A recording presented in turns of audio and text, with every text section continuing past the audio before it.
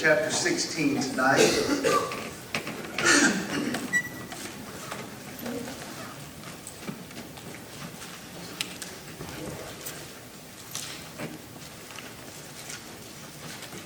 And I've got a nice picture, for some reason it's not showing up, of a goat that might be on the screen here before too long. That's what we're going to talk about tonight. That's what Leviticus 16 is about, but it's more than just the scapegoat. But we're going to pay close attention to that. Leviticus chapter 16. And as we begin with this study, you know, again, and I feel like I say this every week just to remind you and also to remind myself, this again is not a verse-by-verse study. We're going to leave some things out tonight that I know are outstanding, and that if we had more time, and that was the purpose of our study, we would spend more time in discussing these things. But by all means, if something jumps out and you want to share, please feel free to do that. But what we're going to focus on tonight as we continue our class in the Seeing Jesus Christ in the Old Testament, what we're going to focus on tonight is the scapegoat and the Day of Atonement. So in this chapter, what we're going to see, and I apologize, I make fun of the students who are dropping like flies. I've got it too, so thank you guys for bringing it back to all of us. You know what's good is, you know, the instructors seem to be holding up just fine. They must be tougher than these students, evidently. Leviticus chapter 16 and the scapegoat. But we're going to be also talking about the Day of Atonement as we seek to find Jesus, to see Jesus in the Old Testament. I shouldn't use that word find. He's all through there if you're looking to find Jesus in the Old Testament. Because as we've been saying all along, this is what the Old Testament is all about. Jesus is coming. Here's my plan. Now watch it unfold. And it's easy for us as we sit on this side of the law of Moses and the new dispensation, the death of Christ, for us to be able to look back and see some of these things. But in this chapter, chapter 16 of the book of Leviticus, we have the institution of the Day of Atonement, which has in it about as much gospel as any other chapter in the Old Testament. I mean, it's just chock full with things that we find typified in the gospel account.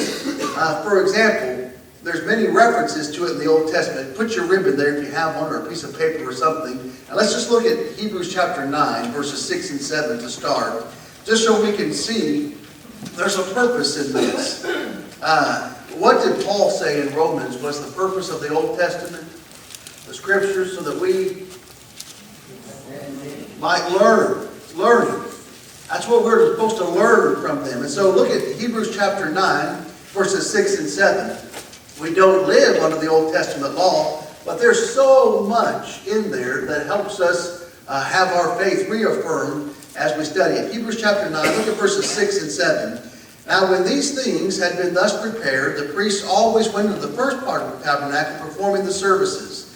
But into the second part, the high priest went alone once a year, not without blood, which he offered for himself and for the people's sins committed in ignorance. That Day of Atonement is what we're going to be talking about. The day that the high priest went in to the holiest of holies, the most holy place, all by himself, with blood, to atone for not only his sins, but also the sins of the people. Other laws concerning sin offerings for particular people on particular occasions are seen, of course, in other parts of the Pentateuch. But this involved the entire nation. You remember with Job, remember what he was saying? It might be that my children have sinned, so he was offering sacrifices on their behalf. But here is a sacrifice, the Day of Atonement, for all the people. Not just a particular person, not just a particular sin, but something to take care of all of the people. The whole service of the day is committed to the high priest. And there's some interesting things that I found in some other reading that we'll share when we get there. But here's the service of the day. Again, we're going to go through these quickly because this is not the point we're trying to make, but just to kind of get us an idea. The high priest must never come into the most holy place except on this day. That's going to be verses 1 and 2, and we'll study that. So, comes in there once a year, And this is the day that we're talking about. Now just stop right there and think about that. Coming in only once a year. You think that would be a big deal? You think that would be a big deal? You think you would start thinking about it well in advance of that day? We kind of revolve all of our holidays around one particular one. Which one do most people look forward to the most? Christmas, that's right. And we know how long it is. And most people on Facebook make me so mad when the day after Christmas, they say only 364 more shopping days till Christmas. I'm still wanting to enjoy the last one, and they're looking forward. So that's kind of how this is. But that cheapens it a little bit because it's so much more than that. But just to get in our mindset, you're only going there once a year. This is a special occasion, and then only one person gets to do it. By himself. And that's important. We're going to get to that when we look at the gospel through this chapter. Number 2, we'll see in verse 4, he must always come dressed in linen garments. He was told exactly what to wear. And we're going to go through these and then we'll do some reading together. Number 3, he must bring a sin offering and a burnt offering for himself. Verse 3, this is the service that is taking place. Number 4, he first offers his own sin offering. An offering for his own sin. Why do you think he would have to do that first? That's right. So that he could perform this for everybody else. That's exactly right. Now, stop and think for just a moment. Sometimes we get the question, and I don't want to get into all of this, but about who can baptize someone who's wanting to be baptized. And I think Guy Wood said it best, I would prefer a faithful man baptize me into Christ. But here's a question. This will get us thinking a little bit. And hopefully there's no disagreement here. What if the man who baptizes me, I find out later that he wasn't faithful when he baptized me? Am I still okay? Yeah. I don't have to go back to the water. Why? You obey the command. I obeyed the command. My salvation is not tied up with who baptized me. Now, what about this high priest? What if he's just going through the motions? What if his heart is not right? What if he doesn't do something right? And what if he doesn't atone for his own sins before he atones for mine? Now I'm worried about myself if I lived under there. Now, I know you want to make comments on that, but we'll save that because there's something powerful there, and we'll get to that. Offer a sin offering for himself. And the next one, go within the veil with some of the blood of the sin offering, burn incense, and sprinkle the blood on the mercy seat. What's significant about the mercy seat in the most holy place? That's right. What'd you say? Say it again. Where God is. That's right. That's where he meets him. And what was under there? What was also in there? Let's just name some of the things that are in the most holy place. The Ark of the Covenant. What's inside? Aaron's rod.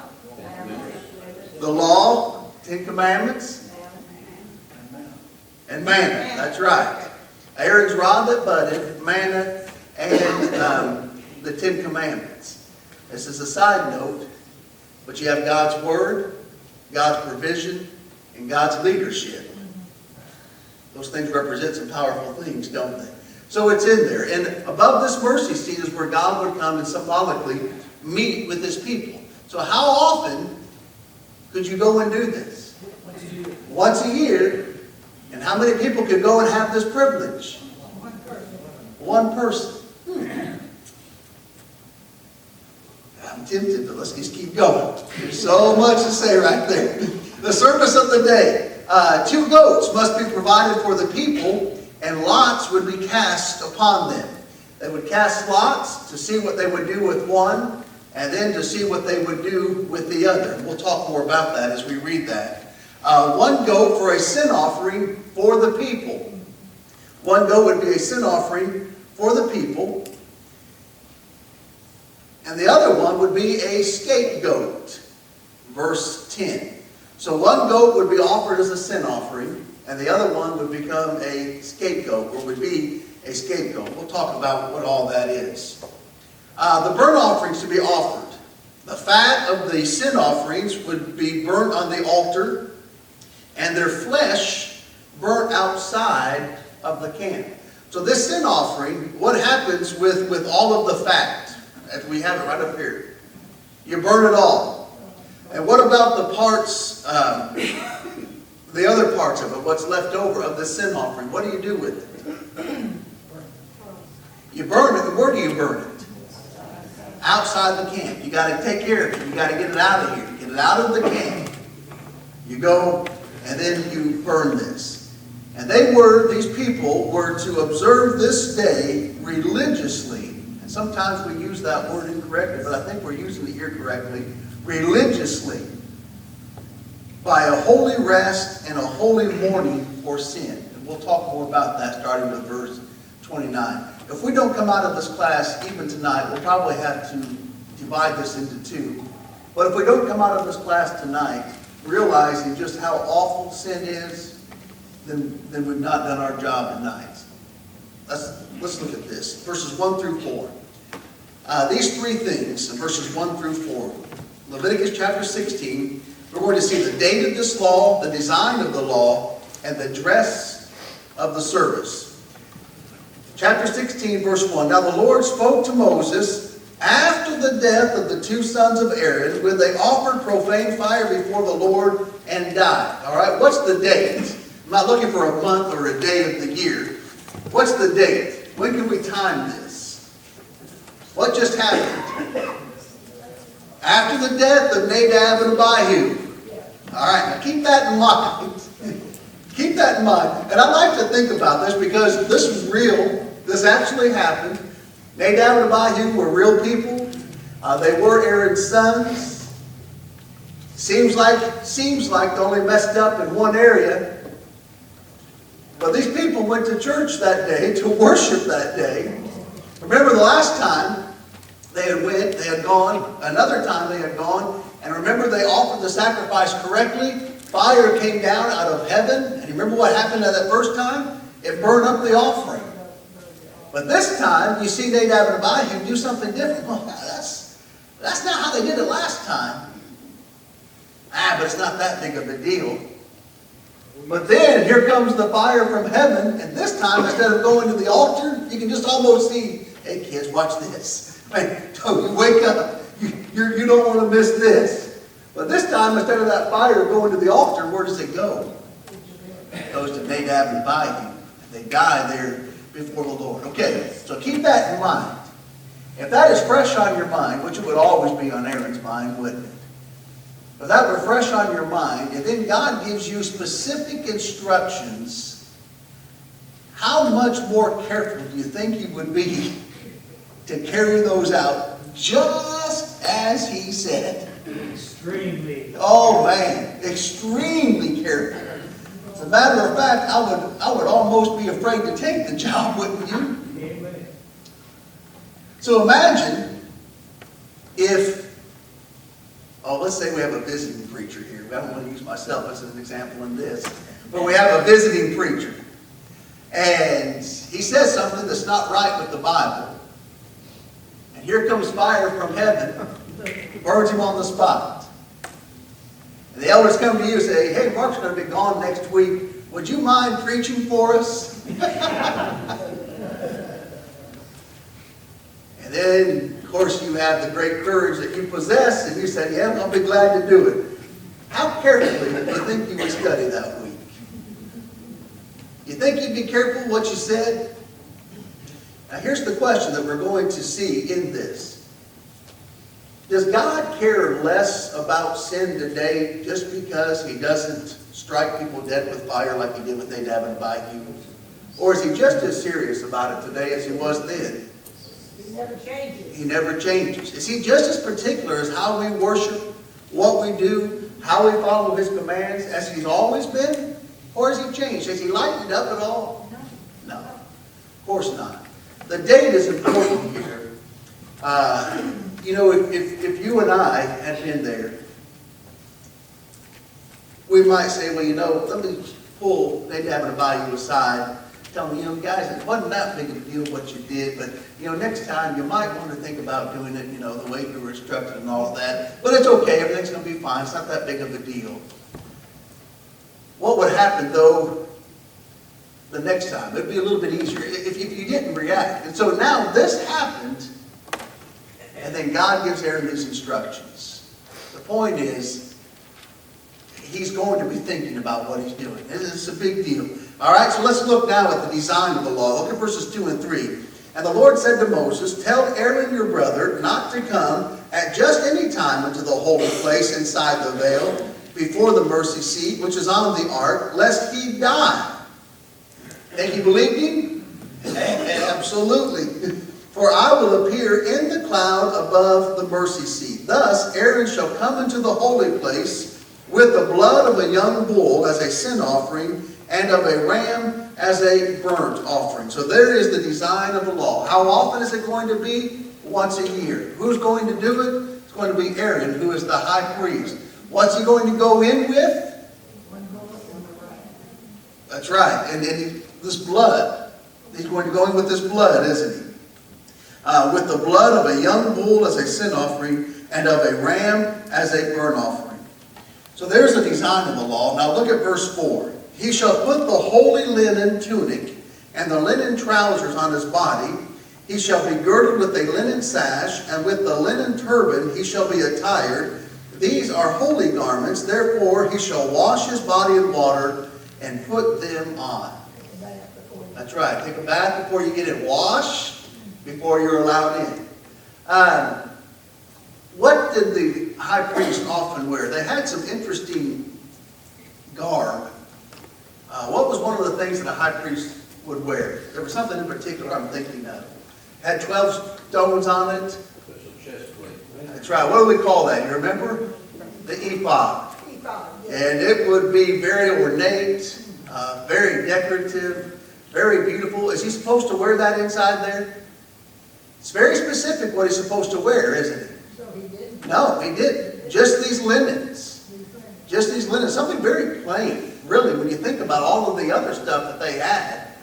Just something very plain when he would go and perform this duty. So the date of this law, after the death of Nadab and Abihu, the design of the law, and then the dress for the service. Let's start now with verse 5, and this is where it gets really good.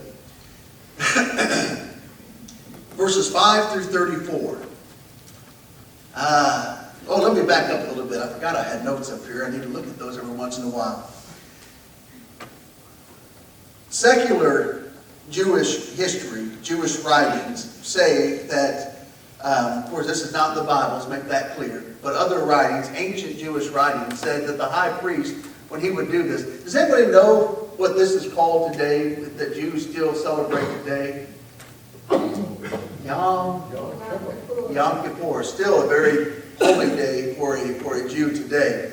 But the ancient writings would say that the high priests, 7 days before he would perform these duties, he would leave his house, leave his family, leave his home. He would go into seclusion. He would go in there in either the tabernacle or the temple, and for 7 days he would go and be isolated. But every day he would practice this. He would go. He wouldn't actually go into the most holy place, but they would go through the motions, is what these ancient writings would say. So in other words, they rehearsed this. They rehearsed it over and over and over again. Look at a couple other verses. As we look at the design of the law here, let me back up. The design of the law, as we just read, verses 2 and 3. It's going to preserve a respect and reverence for the most holy place. Look back at Hebrews chapter 10, verse 19. And we're going to read several in here, so let's go to the New Testament for a little bit. It's going to preserve a respect and reverence for the most holy place. Hebrews chapter 10, verse 19.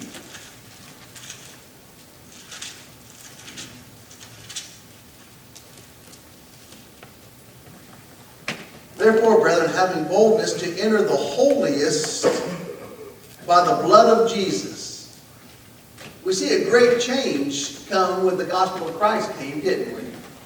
Now, who can go into the most holy place?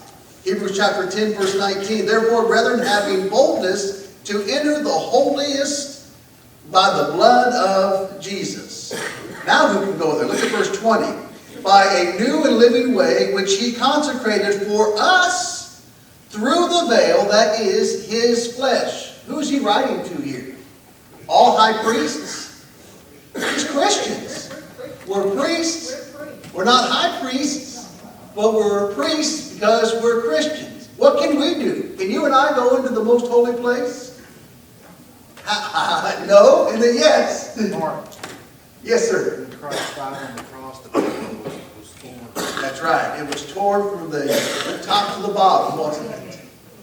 How can we have access to the most holy place today? Through Jesus. All right, let's keep that. Look at Hebrews chapter 4, verse 16. So not only can we go there through Christ, but look how we can go. Hebrews chapter 4, verse 16. Let us therefore come boldly to the throne of grace, that we may obtain mercy and find grace to help in time of need. You have access to the Father anytime? Yeah, you do. By prayer.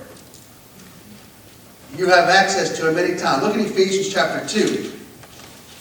Ephesians chapter 2, verse 6. Ephesians 2, verse 6. And raised us up together and made us sit together in the heavenly places in Christ Jesus.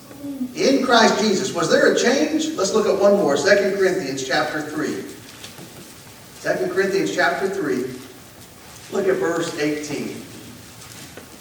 2 Corinthians chapter 3, verse 18. But we all, with unveiled face, beholding as in a mirror the glory of the Lord, are being transformed into the same image from glory to glory, just as by the Spirit of the Lord. You know, sometimes we take things for granted just because we've never known what it's like to be without it. Probably most of us have shoes on tonight. When's the last time you stopped and thanked God for your shoes? I don't know that I've ever done that. And you know why? Because I've always had them. I mean, they've always been in my closet. Even when I haven't bought them for myself, there's always been shoes in my closet. But I've been to places where I'm the only one wearing shoes. We have access to the throne of God as Christians. And that ought to mean something to us, shouldn't it? Can you see Jesus already? Let's keep going. You'll see Him even more. And then the third thing that we talked about, the dress of the service. The attire of the high priest in this service, not rich garments, no ephod, but only the linen clothes which he wore in common with the inferior priests. The rich garments would not be fitting on this day of humiliation. And we're going to talk more about that, what this day was all about. This wasn't a day for pomp and circumstance. This wasn't a day for, well, look how great I am. Listen to what I have to say. That's right. That's exactly right. All right, now let's go to verses 5 through 34. Back in Leviticus now. Leviticus chapter 16. Let's start with verse 5. And he shall take from the congregation of the children of Israel 2 kids of the goats as a sin offering, and 1 ram as a burnt offering. Question, and look carefully there at verse 5. Where's he supposed to get these goats, the high priest? From the whole congregation. In other words, it's going to come from me. I've got something to give here. We're not going to get it from somebody else that somebody else is going to pay for. We all have skin in this game, so to speak. Verse 6. Aaron shall offer the bull as a sin offering, which is for himself, and make atonement for himself and for his house. So the first thing he does is he kills this bull for a sin offering for him and his house. Verse 7, he shall take the 2 goats and present them before the Lord at the door of the tabernacle of meeting. Then Aaron shall cast lots for the 2 goats. What does cast lots mean? mug. Eeny, meeny, miny, moe, roll dice, whatever method they used in this, they would cast lots, and whichever one the lots fell on, let's see what happens. One lot for the Lord and the other lot for the scapegoat. And Aaron shall bring the goat on which the Lord's lot fell, and offer it as a sin offering. Put this in your own words. When he says offer it for a sin offering, if you were going to put this in your own words, how would you simplify that? When it says offer it for a sin offering, what's he actually talking about? Here, Lord, here's a goat. Sacrifice it. You kill it, don't you? You slit the throat, and the blood pours forth. Gory, isn't it? Very gory. Verse 10, but the goat on which the lot fell to be the scapegoat shall be presented alive before the Lord to make atonement upon it, and to let it go as the scapegoat into the wilderness. And Aaron shall bring the bull of the sin offering, which is for himself, and make atonement for himself and for his house, and shall kill the bull as the sin offering, which is for himself. Now he's getting more detailed. Then he shall take a censer full of burning coals of fire from the altar before the Lord, with his hands full of sweet incense beaten fine, and bring it inside the veil. And he shall put the incense on the fire before the Lord, that the cloud of incense may cover the mercy seat that is on the testimony, lest he die. So what's the incense for? What's it supposed to cover? The mercy seat. And so you got to get enough incense on there, or what would happen? Lest he die. You had to get it just right. Verse 14, he shall take some of the blood of the bull and sprinkle it with his finger on the mercy seat on the east side, and before the mercy seat he shall sprinkle some of the blood with his finger. How many times? All right, now do you see the details of having to take place here? Now think about this. And I don't want to get gory, but you've got to as you read this, because it's gory. It really is. So this blood, he's taking some of it and he's sprinkling it. And then what's he doing? He's taking it and dipping it. How many times? All right. Would you like to do that? I mean, it's gory, isn't it? It's a very, very gory thing. And so this is what he does. He sprinkles blood on mercy. Why is all of this happening? There it is. Someone sinned. There's sin in the camp. Something has to die. So he shall make atonement for the holy place because of the uncleanness of the children of Israel, and because of the transgressions for all their sins. And so he shall do for the tabernacle of meeting, which remains among them in the midst of their uncleanness. There shall be no man in the tabernacle of meeting when he goes in to make atonement to the holy place, until he comes out, that he may make atonement for himself, for his household, and for all the assembly of Israel. Now stop right there, and we're going to hit on this, and we're really going to get to this probably next week. But you think about the responsibility of having to do this right, make an atonement for himself, for his household, and for the assembly of Israel. Would you like that responsibility on your shoulders? And he has to do this all alone. It's just he and God in there. Nobody outside. So he's got to do this all alone. You know, it's one thing. Of course, I wouldn't want this to happen at all. If I mess up and I lose my life, that's bad. What's worse than that, though? I mess up and I lose my family's life. What's worse than that? I mess up, I lose my life, I lose my family's life, and I lose everybody's life. Responsibility. And he had to do this all alone. Put that right there in your mind. Don't forget that. Because we'll hit that later on. And Mark, Yes, sir. I read an interesting article one time in which the author portrayed the stench of blood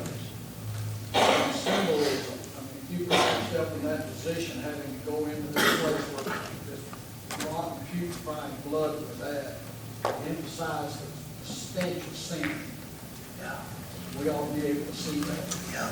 I don't know if you heard what Tom said he was talking about. I was reading an article one time, and an author was talking about the stench of the blood, which the stench of sin is like that. You know, some things go up as a sweet, sweet aroma to God. What's a sin? And I almost mentioned that, but I'm glad you did, because then I don't feel bad to mention it when I was going to mention. Oh yes, ma'am, Jack. Psalm 133, it talks about, behold, and how good and how pleasant it is for brethren to dwell in unity. And then it goes on to the ointment on Aaron's beard. And in this time, it could probably help having that ointment with all the blood. And it was good to be close to Aaron.